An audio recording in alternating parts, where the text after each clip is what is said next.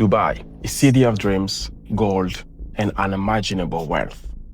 In the heart of this desert paradise, one man rose to fame, not for his business empire, not for his genius innovations, but for something darker, more dangerous. He called himself the Billionaire Gucci Master.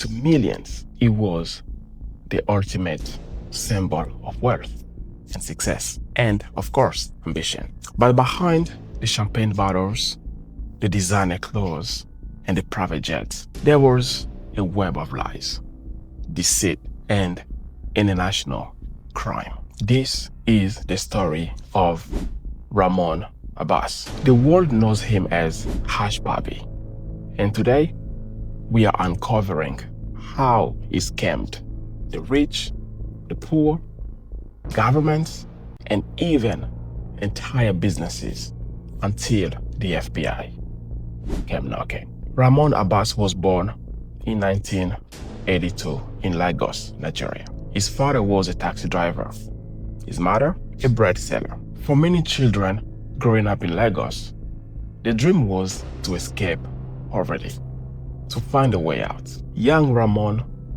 watched as the rich flaunted their wealth, driving luxury car and wearing designer suits. He didn't just want that life, he craved it. But instead of pursuing an honest grind, he chose a different path, the world of cybercrime. They called it Yahoo Yahoo in Nigeria, an underground culture of internet fraudsters who tricked people into giving away money. Hushpuppi wasn't just another scammer.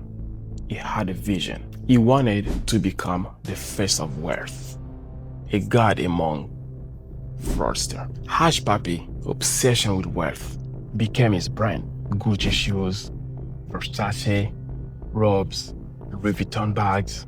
He flaunted every single purchase on Instagram, and people ate it up. By 2012, his followers were in the hundreds of thousands. By 2015, he was an international sensation. But the question lingered: where was all this money coming from?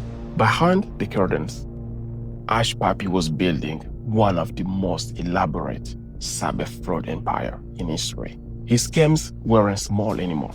He wasn't just tricking lonely men and women with fake love letters. He was hacking into business emails, diverting millions of dollars payments, and laundering money on a global scale. He wasn't stealing hundreds, he was stealing millions. Yes, millions of dollars. Hushpuppi's empire thrived on what's called business email compromise, or BEC scams.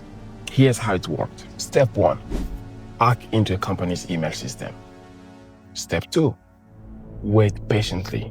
Study how they do business, who send invoices, who makes payments. Step 3, strike. Send a fake invoice that looks identical to the real one. Step 4, when the company pays, the money doesn't go to the partner. It goes straight into account controlled by Hushpuppi and his team. He wasn't just targeting small firms. He went after international law firms, top businesses, even a Qatari school building project worth $40 million. In one scheme alone, his team attempted to steal nearly $100 million from an English Premier League team. Imagine that, hundreds of millions gone in a click. And while his victims cried, businesses crumbled, and lives were ruined, Hushpuppi popped champagne in Dubai, smiling for the cameras. To the world, Hushpuppi was a motivational figure. Young men worshipped him, women adored him. He was living proof that you could rise from nothing to everything. But his Instagram was more than just a gallery of wealth. It was a bait, a psychological weapon. Every post made him look untouchable, invincible, almost divine. Yet, behind the smiles and the designer sunglasses was a man constantly looking over his shoulder. Because deep down, he knew the truth. He was living on borrowed time. Hushpuppi's arrogance was his downfall. While he flaunted his lifestyle online, investigators were watching. The FBI, Interpol, and Dubai police quietly tracked his every move, every flight, every hotel, every car purchase. His Instagram posts weren't just flexes.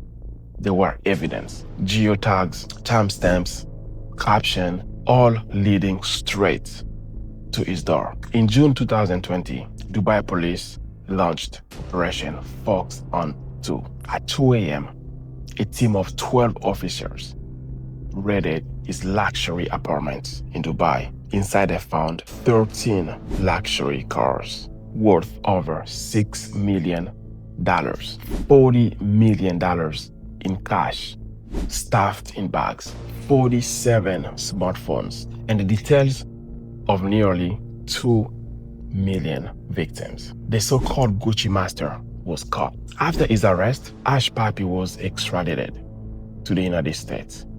The man who once ruled Instagram from penthouses now sat in a small cell, wearing prison clothes instead of Gucci. In court, the evidence was overwhelming. Emails, bank accounts, testimonies, all tied back to him. In 2021, he pled guilty to money laundering and fraud scheme. The sentence?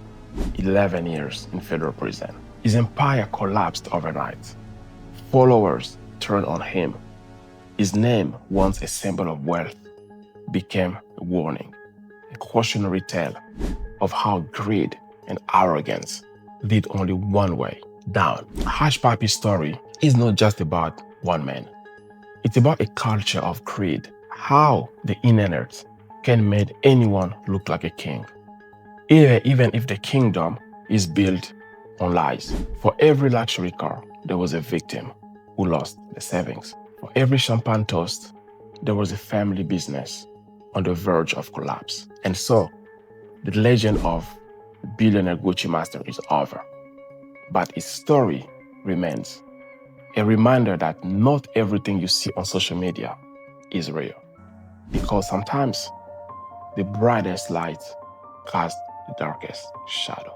Thank you for watching.